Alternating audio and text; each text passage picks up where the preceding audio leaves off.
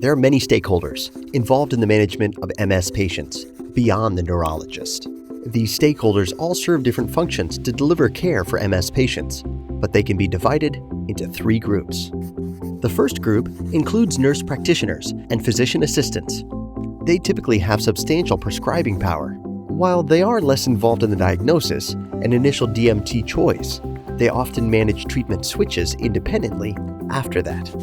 Some NPs and PAs are aggressive treaters, similar to pioneer neuros, and may use high-efficacy therapies early on. This is especially the case in MS or academic centers.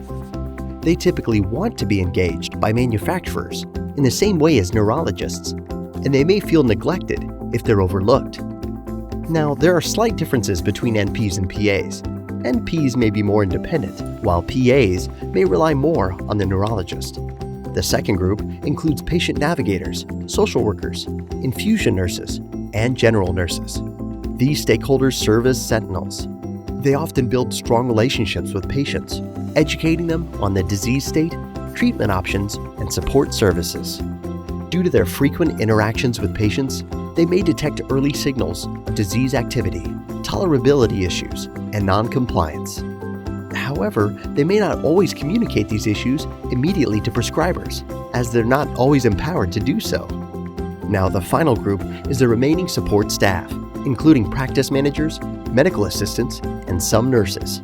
These staff members often lead access and reimbursement activities, but they complain about the time and effort required to deal with payers. They may spend hours on the phone with insurance companies and have limited time to handle patient calls or rep visits, leading them to feel overwhelmed. The various stakeholders involved in managing MS patients are all important in their own ways, and they all have different challenges and needs.